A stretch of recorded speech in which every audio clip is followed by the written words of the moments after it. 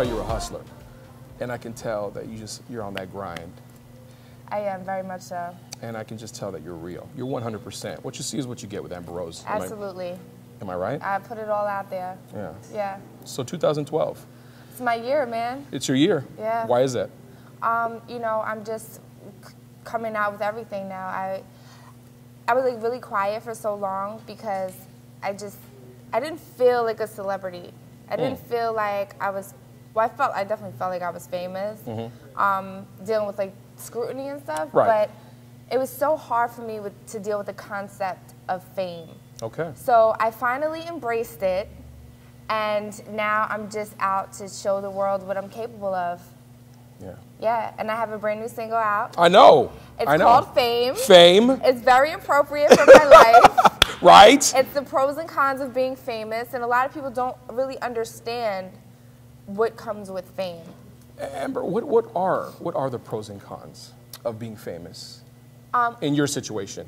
Well, the cons would be, you know, rumors, you know, fake, false rumors, scrutiny, lies, jealousy, people that, you know, you thought were once your friends are no longer your friends anymore. Wow.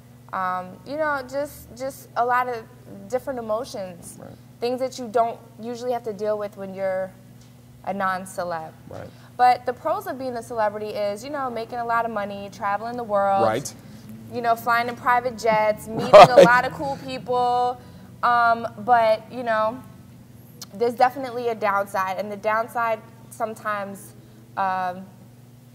it's worse. Yeah, it's worse. Tough. Yeah, it's tough. Because you seem like a very strong person. I can just tell. That's the vibe I get from you. You're a very strong person, but there's a very sensitive side to you. Yeah, I mean, I'm a woman. You know, I can only deal with so much sometimes, and I think every woman, every celebrity, every famous woman deals with scrutiny because there's always a double standard in the industry and in real life too. Right.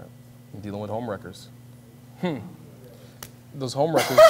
It's so funny. I don't have to even mention any names, but those homewreckers. You know, shit happens, man. We don't need those bitches around. Just kick them. Shit happens. Kick them to the curb. I'm happy though. I have Wiz Khalifa.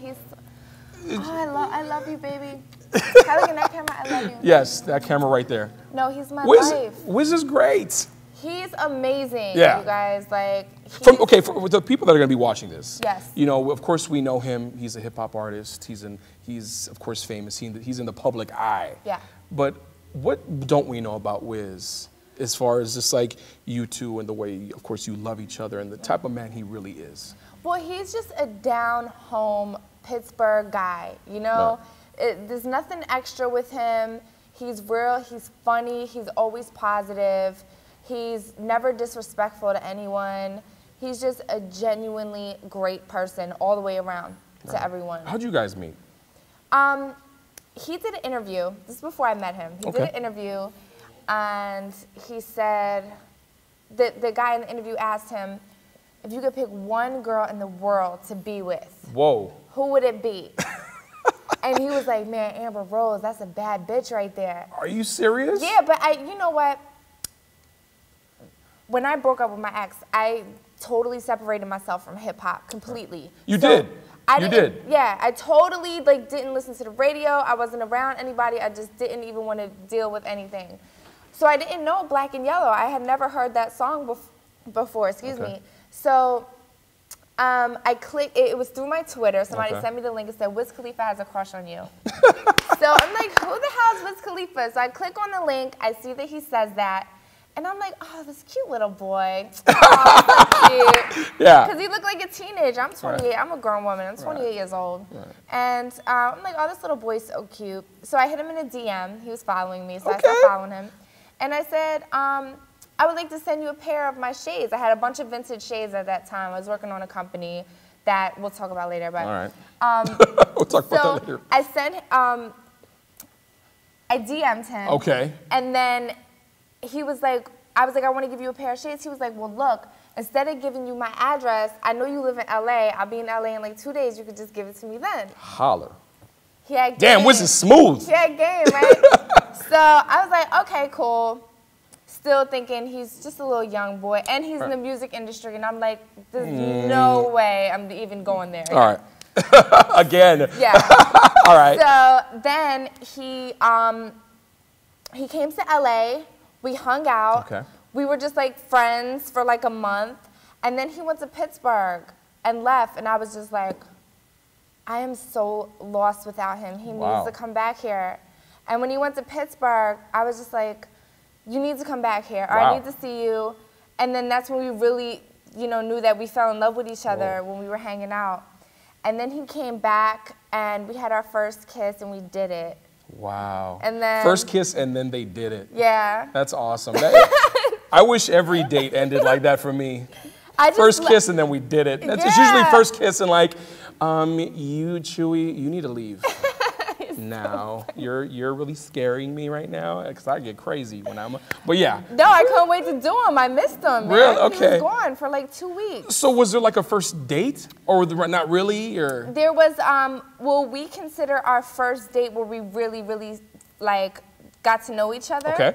We went to Mel's Diner. Hey. In LA. All right. We had turkey burgers. Holler. And you know what we did for our 1-year anniversary? What'd you do? We went back to Mel's and had turkey burgers together. That's great. We did our whole first date over again. That's great. And did you kiss and then do it after? Totally. Okay. It was a couple kisses, and then we did it a couple times. Yeah, right? Yeah, it was awesome. Do you love food? Listen, I'm from Philly, so food is my life. Okay, so can you actually make like a Philly cheesesteak? Can you get down like that in the kitchen, or? I cannot make a Philly cheesesteak out here because it's not about the meat and the cheese, it's about the bread.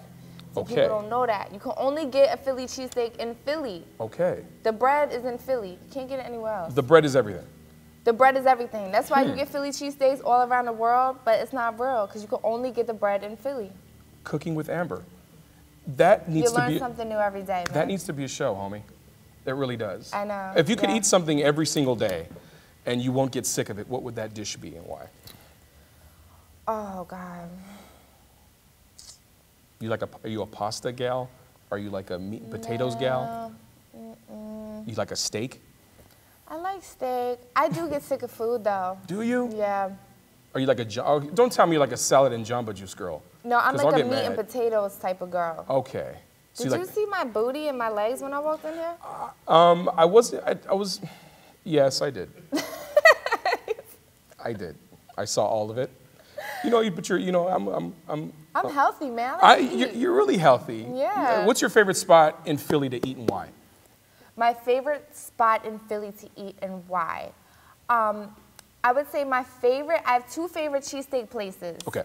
One is Phillips in South Philly on Passyunk. It's like 24th and Passyunk. Okay. And then one is Max's in Mount Airy on Airy Ave. All right. What about here in LA? Mel's? Yeah. Oh. What's Mel's. Oh. Yes, turkey burgers at Mel's.